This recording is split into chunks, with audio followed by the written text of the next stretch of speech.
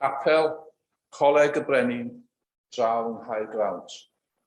A dyma ni yma yng Nghapel Bethesda yr Wyddgrug yn dilyn yr un ac llais yma am wahoddiad i weddi.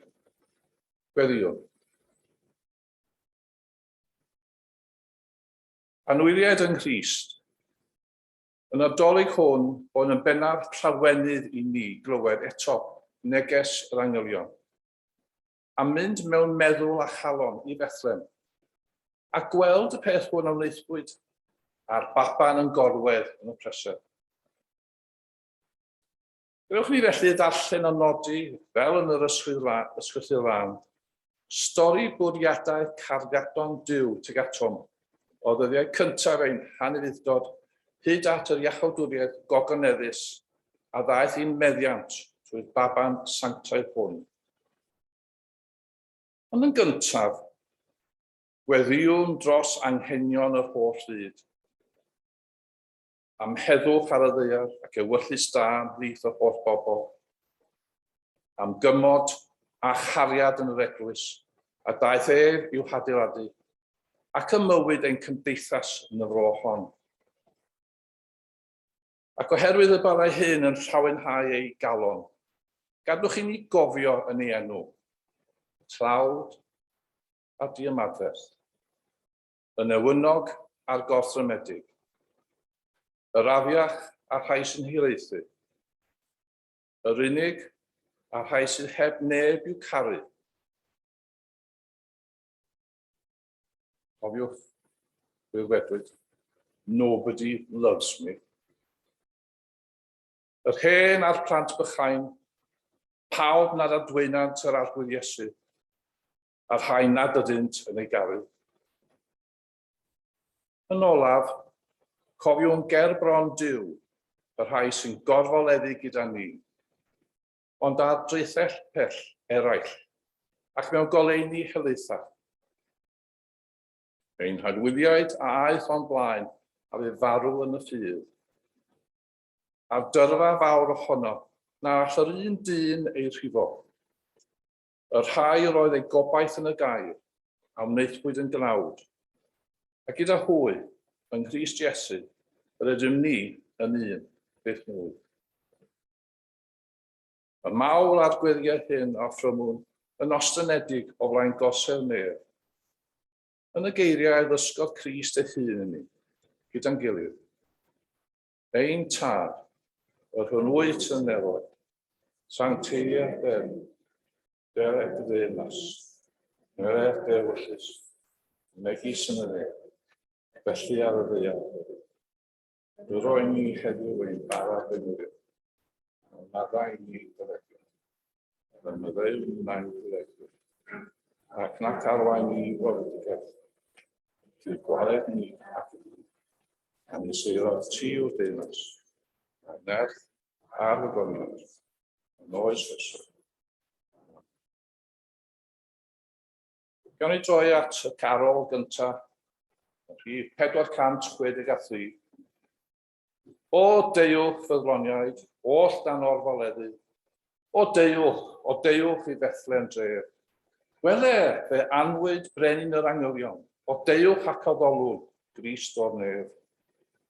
O cenwch angylion, cenwch gorfoleddwch, o cenwch fi holl dinasyddion y nef. Cenwch gogoniant i ddiw yn y goruchel, o deiwch ac oddolwg, Grist o'r nef. O henffych ein ceidwad, henffych well i teddiw, gogoniant i ddenw drwy ddeiar a'r nef.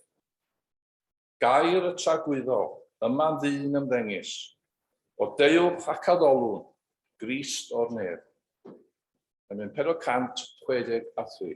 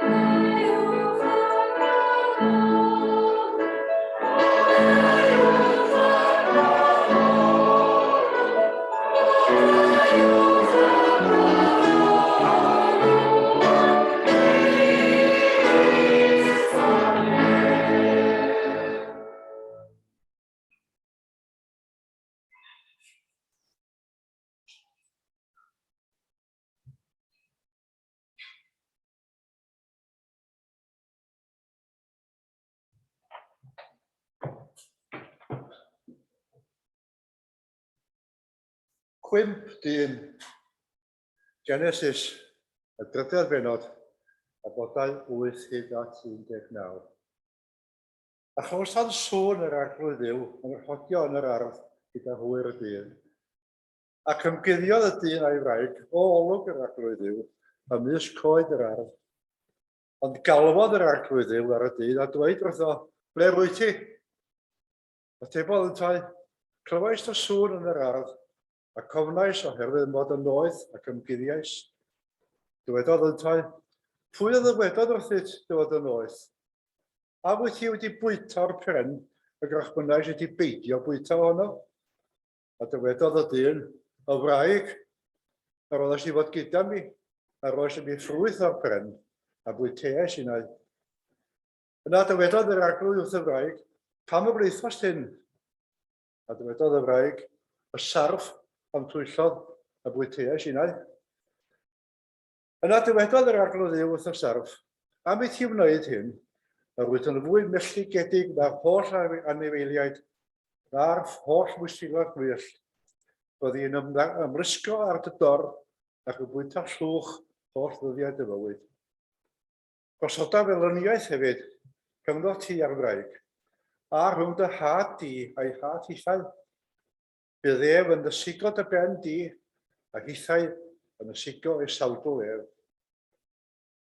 Dywedodd wrth y wraig, byddaf yn amlhau yn ddirfaf dy boed a ddwewyr, mewn poen y bydd hi'n geni plant. Eto bydd dy head am dŵr, a bydd ef yn llywodraethu arnat. Dywedodd wrth adda, am i ti wrando'r lais dy wraig, a bwyta o'r pren y gach hwnna sydd wedi beidio bwyta honno. Melltigedig i'r ddeiar o'th achos. Trwy lafur y bwytau ohoni holl ddyddiau dy fywyd. Bydd y rhoi ti ddrain ac ysgall, a bydd hi'n bwyta llysiau gwyllt. Trwy chwys dy wyneb, a bydd hi'n bwyta bara, hyd o'n i ddychwelu i'r pryd, oherwydd ohono ysgymerwyd. Llwch wyt ti, ac i'r llwch y dychwelu.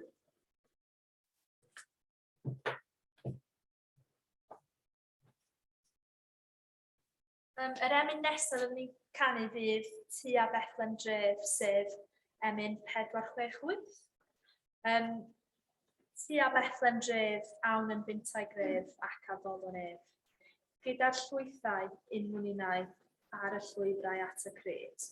Tua'r preseb awn gyda chalon llawn a phenlinio nawn.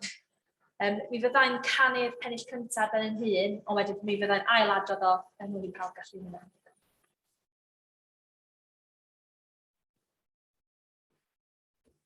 Bra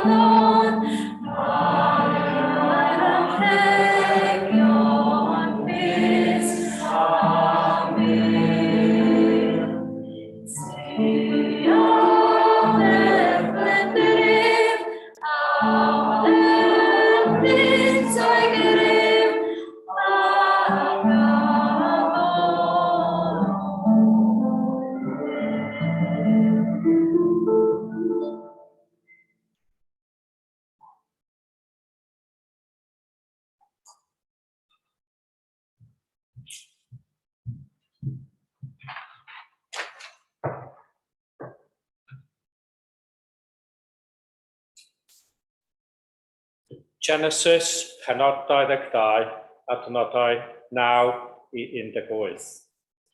Aberthu Isaac. Wedi iddynt gyrraedd y lle roedd Duw wedi dweud wrtho, adeiladodd Abram allod. Trefnodd y coed a rhwymodd ei fab Isaac a'i osod ar yr ollor ar ben y coed. Yna, estynodd Abram ei law a chymryd y gyllell i ddladd ei fab.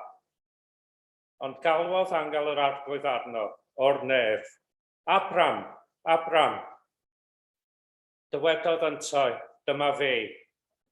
A dywedodd, paid a gosod y law ar y bachgen na gwneud dim iddo, oherwydd gwn yn awr dy fod yn ofni Duw, gan nad wyt wedi gwrthod rhoi dy unig anedig fab i mi. Cododd Abram ei olwg, a dyna lle roedd hwrdd y tu ôl iddo. Wedi ei ddal gerfydd ei gyrn mewn drysni.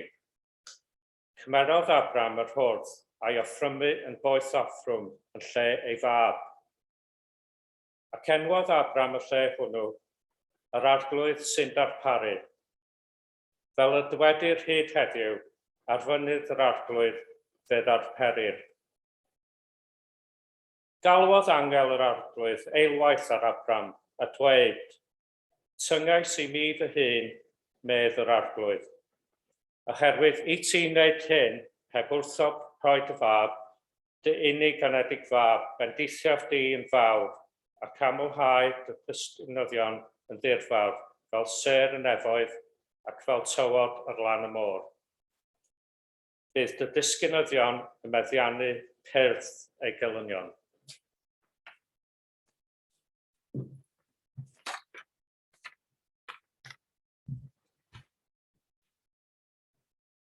Nesaf, mi fyddai'n canu emyn 432 yn Oterydi Emmanuel. Dwi wrth y modd efo'r Charol yma a blwyddyn yma wedi perswadio dan o gŵri neu dead arni. So, byddwn ni ond yn canu pennill 1, 2 ac yr un ola.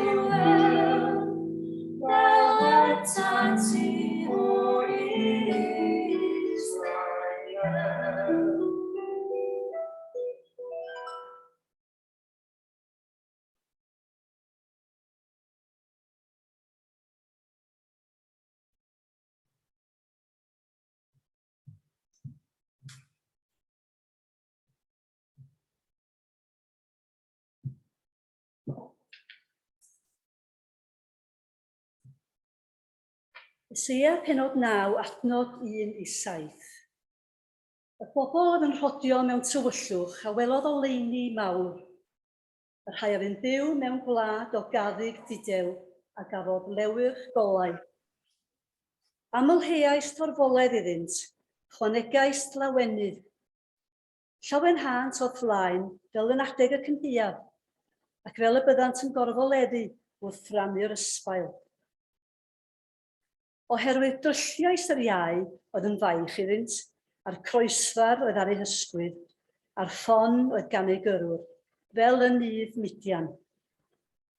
Pob esgid ar droed rhyfelwr mewn ysgarmes, a phob dilledyn wedi'i drybeiddi mewn gwaed, fe'i llosgir fel tanwydd. Canis bachgen aned i ni, mab a roed i ni, a bydd yr awdurdod ar ei ysgwydd. Fe'i gelwir cynghorwr rhyfeddol, cawr o ryfelwr, tad bythol, tywysog heddychlon. Ni bydd diwedd ar gynnydd ei lywodraeth, nac ar ei heddwch i orsedd Dafydd a'i frenhiniaeth. Yw sefydlu'n gadarn a ddarn a chyfiawnder, o hyn hyd byth. Bydd sel arglwydd y lluoedd yn gwneud hyn. Yn ei ganu Carol rhif 4, 5, 7. Draw yn unas Dafydd Frenin yn y beudy isel gwael. Dodai mam un bach mewn preseb, nid oedd llety gwell i'w gael.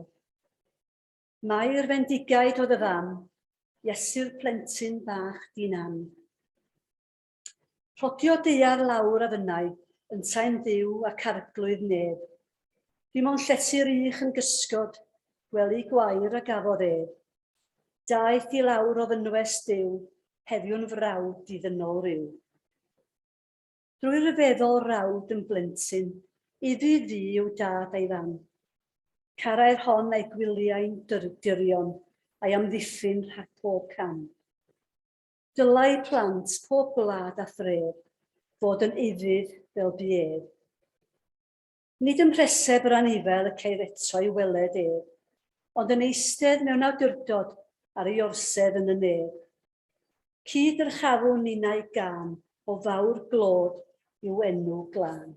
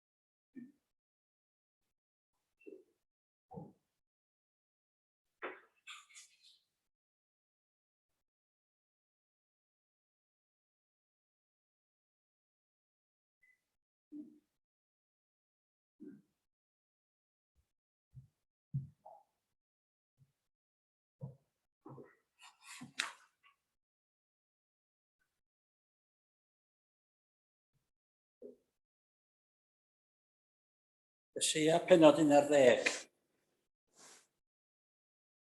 O'r cyffa dewir I Jesse, ddaw Blaguryn, ac fe dydd cangen o'i fraidd ef. Bydd ysbryd yr arglwydd yn gorffwys arno, yn ysbryd doethineb a deall, yn ysbryd cyngor a grym, yn ysbryd gwybodaeth ac ofn yr arglwydd.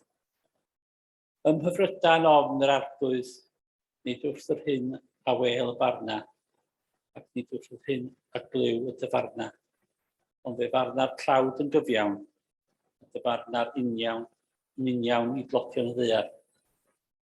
Fe derir ddaear ac fe alen ei enw, ei enau, ac a gwynt ei wefusau fel ladd y rhai anwyr. Cyfiawnder fydd gregus ei lwynau a thilondeb yn hwymyn am ei ganol.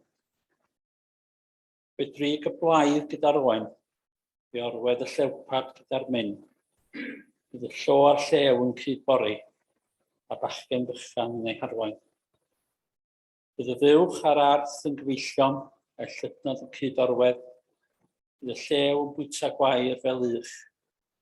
Bydd plentyn signo yn chwarae wrth dwll yr asp, a baban nestyn ei law dros ffair wiber. Ni yw na'n strwg na difrod, yn fy holl fynydd sanctaidd, gan ysfeleiniw dyfroedd y môr i'r ymylon. Felly y llenwir y ddaear y gwybodaeth yr arglwydd.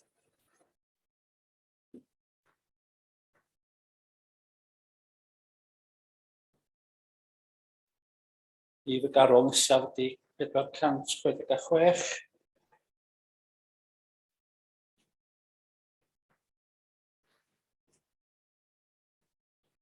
Ganol gaeaf noethlwm, gwynau'r hewyn soer, ffrind a thrwd mewn cloion, llonydd dan y lloedd.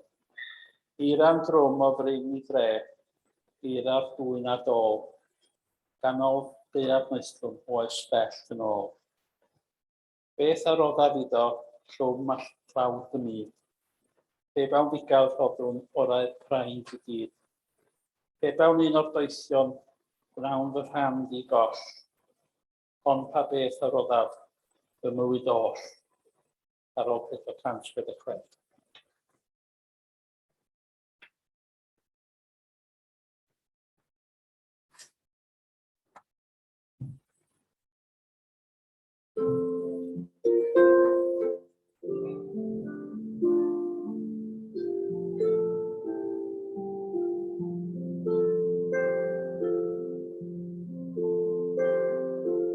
Gan o'r gaeaf noethlwm,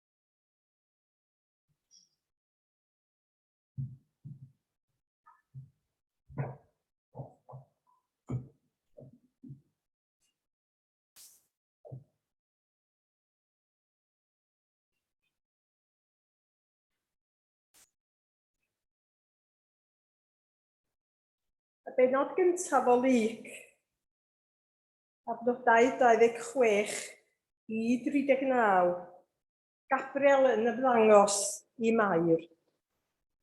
Yn y 6 mis, anfonwyd yr angel Gabriel gan Dduw i dref yng Galilea o'r enw Nazareth, at Wirydd oedd wedi ei dyweddio i ŵr o'r enw Joseph o dŷ Dafydd. Mair oedd enw'r wirydd. Aeth yr angel ati a dweud, henffych well, tydi yr un y rhoddodd Duw ei ffafr iddi, a mae'r arglwydd gyda thi. Ond cythryblwyd hi drwyddi gan ei eiriau, a cheisiodd ddirnad pa fath gyfarchiad allai hwn fod. Meddai'r angel wrthi, paid â gofni Mair, oherwydd cefaist ffafr gyda Duw, ac wele byddi'n bechiogi yn dy groth ac yn esgor ar fab a gelwir ef Iesu. Bydd hwn yn fawr am mab y goruchaf y gelwir ef. Rhydd yr arglwydd ddiw iddo orsedd Dafydd ei dad, ac fe deyrnasa ar dŷ Jacob am byth, ac ar ei deyrnas ni bydd diwedd. Meddai Mair wrth yr angel, sut y digwydd hyn gan nad wyf yn cael cyfathrach a gŵr? Atebodd yr angel hi, daw'r ysbryd glân arnat, a bydd nerth y goruchaf yn dy gysgodi. Am hynny, gelwir y plentyn a genhedlir yn sanctaidd, mab Duw. Ac wele y mae Elisabeth dy berthynas hithau wedi bechiogi ar fab yn ei henaint, a dyma'r 6 mis i'r hon a elwir yn ddiffrwyth, oherwydd ni bydd dim yn amhosibl gyda Duw.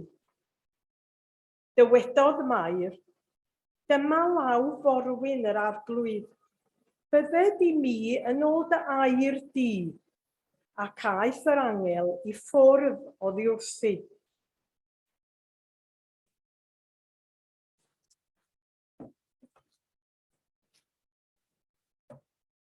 Gawn ni ymuno yn emyn 474. Sisiau lawer fwyn dros fryn a do, o gwmpas Bethlehem mhell bell yn ôl. Wyn bach mor wyn ar oed branciau yn ffôl, gwyliau'r bugeiliaid hwy mhell bell yn ôl. Sisiau'r awel fwyn dros fryn a do, o gwmpas Bethlehem mhell bell yn ôl. Canau angylion llon uwch bryn a do, mwyn garolau iddo ef mhell bell yn ôl. Ac mai preseb gwael roedd iddo'n gôl, daeth Crist i Bethlehem mhell bell yn ôl. Emyn 474.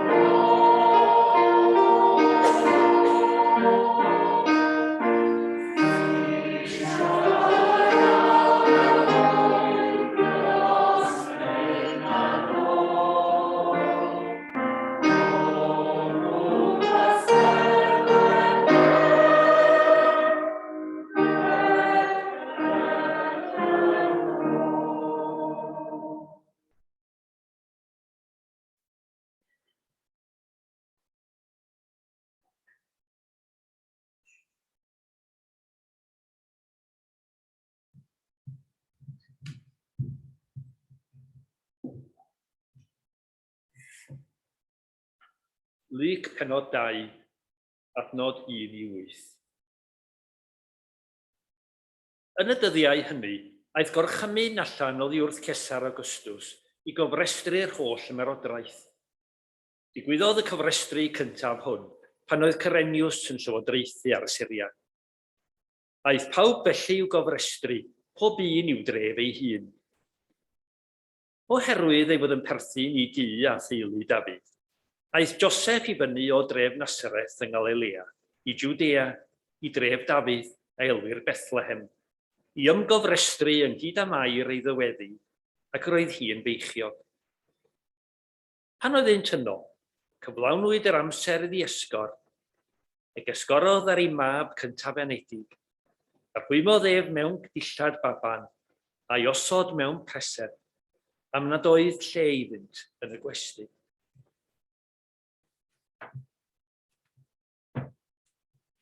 Ac ymlaen i'r geunfed. Yn yr un ardal, yr oedd bugeiliaid allan yn y wlad yn gwarchod eu praidd i'w nos.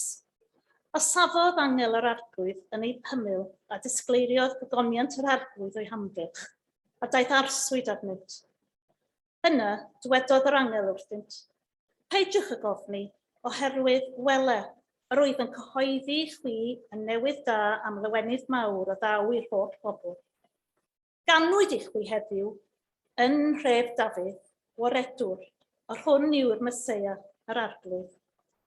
A dyma'r arglwydd i chi, cewch hyd i'r un bach wedi rwymo mewn dillad baban ac yn gorwedd mewn presed.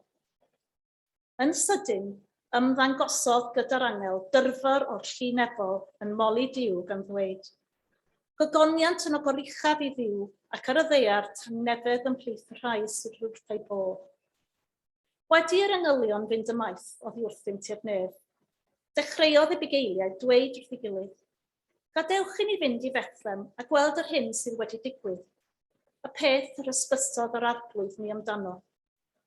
Aethant ar frys, achos ond hyd i Fair a Joseph a'r baban yn gorwedd yn y preseb. Ac wedi ei weld, mynegasant yr hyn oedd wedi ei lefaru wrthynt am y plentyn hwn. Rhyfeddodd pawb a'i clywed at y pethau a dywedodd y bugeiliaid wrthynt. Ond yr oedd Mair yn cadw'r holl bethau hyn yn ddiogel yn ei chalon ac yn myfyrio arnynt. Dychwelodd y bugeiliaid gan ogoneddu a moli diw am yr holl bethau glosant ac ywelsant, yn union fel y llyfarddwyd wrthynt.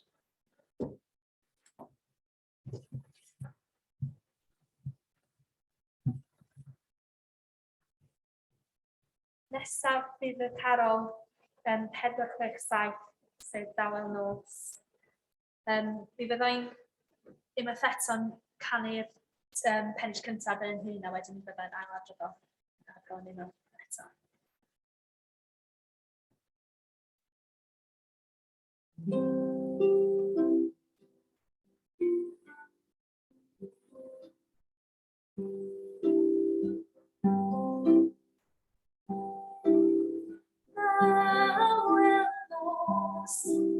Saith ei ddiw nos, cwsgau gen, blaen y nos, et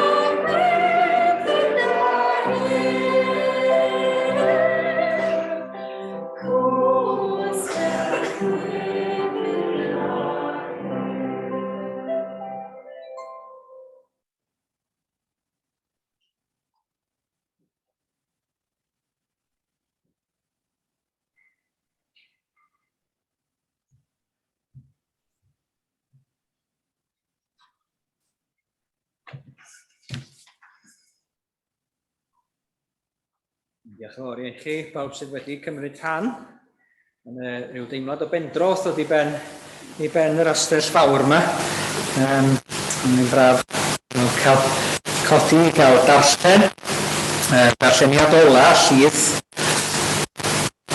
Ola heno yma o Ioan y benod cyntaf a'r 4 adnod ar 10 cyntaf. Sôn am ymgnawdoliad Iesu Grist, y gair yn dod yn gnawd. Yn y dechreuad, yr oedd y gair. Roedd y gair gyda Duw, a Duw oedd y gair. Roedd ef yn y dechreuad gyda Duw. Daeth pob peth i bod trwyddo ef. Hebddo ef ni ddaeth un dim sydd mewn bod. Ynddo ef yr oedd bywyd, a'r bywyd goleuni dynion ydoedd. Mae'r goleuni yn llewyrchu yn y tywyllwch, ac nid yw'r tywyllwch wedi ei drechu ef. Daeth dyn wedi ei anfon oddi wrth Dduw a'i enw Ioan. Daeth hwn yn dyst i dystiolaethu am y goleuni, mwyn i bawb ddod i gredu trwyddo. Nid ef oedd y goleuni, ond daeth i dystiolaethu am y goleuni. Roedd y gwir oleuni sy'n goleuo pawb, eisoes yn dod i'r byd. Roedd yn y byd, a daeth y byd i fod trwyddo, ac nid adnabu'r byd mohono. Daeth i'w gynefu'n ei hun, ac ni dderbyniodd ei bobl ei hun mohono. Ond cynifer ag ei derbyniodd, roes iddynt hwy, y rhai sy'n credu yn ei enw, hawl i ddod yn blant Duw. Plant wedi ei geni nid o waed nac o ewyllus cnawd, nac o ewyllus gŵr, ond o Dduw. A daeth y gair yn gnawd a phreswylio yn ein plith yn llawn gras a gwirionedd.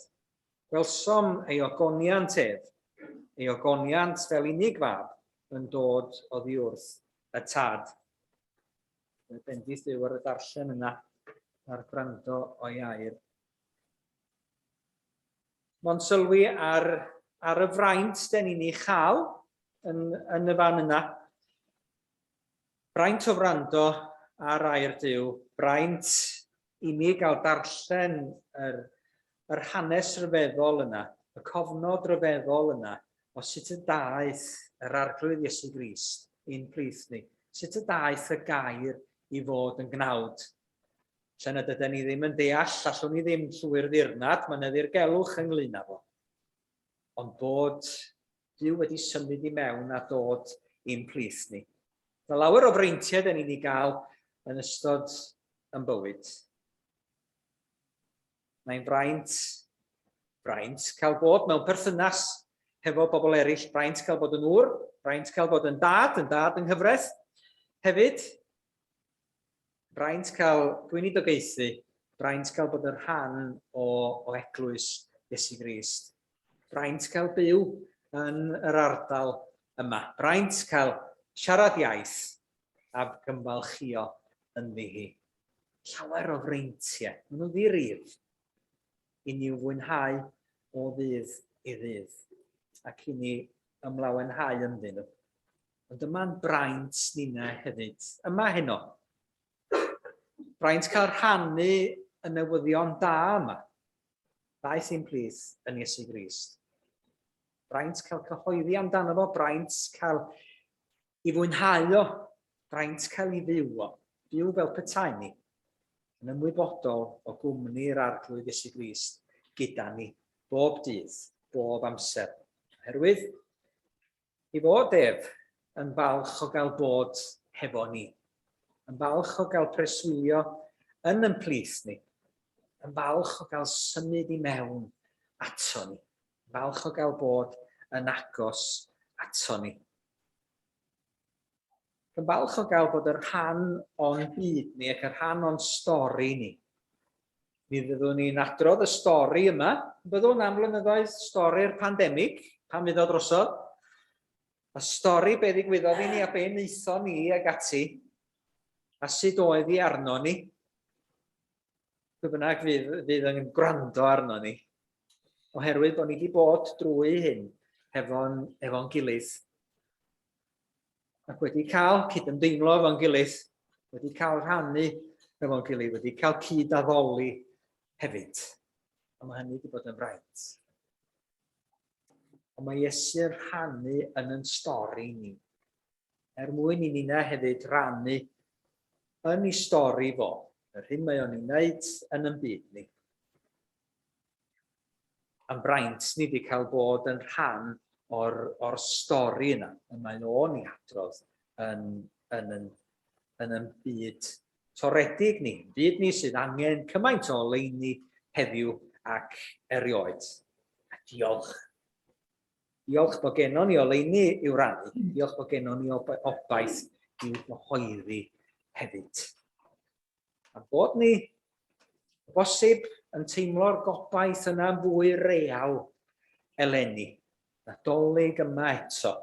Dan rhyw fath o gyfyngiadau eto, da ni gyd efo'n masgen yn pocedi ac wedi arfer hefo nhw. Da ni gyd yn arfer a phellhau. Ond da ni ddim yn arfer digon yn oleuni yr arglwydd Iesu Grist ac yn llawenhau i fod ef yn goleuo o'n blaenau ni ac yn rhannu yn cnawd ni'ne, a'n profiad ni'ne hefyd. Felly, diolch yn fawr iawn i bob un ohonoch chi sydd wedi cymryd rhan heno, sydd wedi cymryd rhan ar hyd y flwyddyn mewn gwirionedd. Mae'r tro ola byddwn ni yma yn yr adeilad fel y gymau o. Ni ddim yn cael defnyddio i 3 chwarter o, ond ni wedi gwneud yn fawr o'r hyn sydd gennym ni. A da ni'n falch o gwmni'n gilydd ac o gydweithio yn gilydd drwy'r flwyddyn mwyn cael gogoneddu Duw. Mwyn cael cyhoeddi efengyl gogoneddus, gobaith yma sydd gennym ni yn Iesu Grist yn newyddion da. I ni yma yn yr Wyddgrug ac i bawb y cenhedloedd i gyd. Nw'n ni gloi gyda gair o weddi ac mi awn ni ganu'n hemyn ola a sylwi ar yr hwn sydd yn nerth i ni bob awr. Ac ym Morfoleddu yn ei efengyl ef. Dwch i ni weddio. Arglwydd Dduw Dad, diolch i ti am yn breintiau. Diolch i ti am gael cyd-addoli yma. Mewn heddwch yn cael dod ynghyd Arglwydd. Ac yn cael cyhoeddi dy air a cyhoeddi dy newyddion dad i dy hun. Am dy fod ti wedi mynnu dod yn agos ato ni. Pan nad oedd hi'n bell o fod yn ddiogel i chdi wneud hynny Arglwydd. Fe ddoes ti un plith ar rhannu dy hun gyda ni. Gwneud dy hun yn bregus mwyn i ni gael yn codi i fyny yn gwendid a'n cael yn nerthu trwy dy air a'r bresenoldeb di dy hun. Aros gyda ni Arglwydd yr advent a'r Nadolig yma. Helpa ni lawenhau yno ti dy hun yn awr fel bob amser. Dan gyfyngiadau, heb fod dan gyfyngiadau. Yn wynebu'r rhwystrau, yn cael y rhyddid i fod yn cyhoeddi. Arglwydd, gad i ni wybod bod y gariad i'n parhau tuag ato ni yn ddigyfnewid bob amser. A helpa ni i ymorfoleddu yn yr hyn da ni wedi dderbyn yn y gair a wneithwyd yn gnawd ac a breswyniodd yn ein plith. A da ni'n gofyn hyn i gyd yn denw di Arglwydd Iesu. Amen. Ni ganu felly. Daeth Crist, brif 479. Daeth Crist i'n plith o llawen hawn. 479.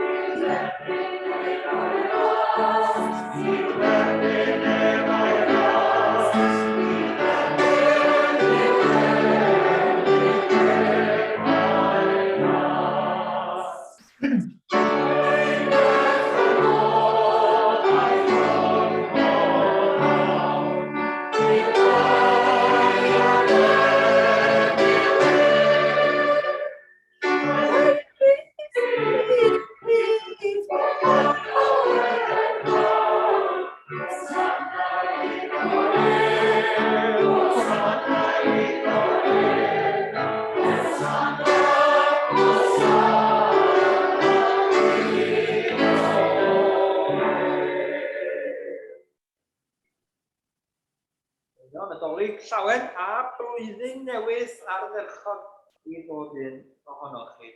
Do'n ni ymuno i rannu'r fendith apostolaidd efo'n gilydd. Ras i Arglwydd Iesu Grist, ariad yn deithas yr ysbryd fan, a gyda ni, awr hon, hyd beth. Amen.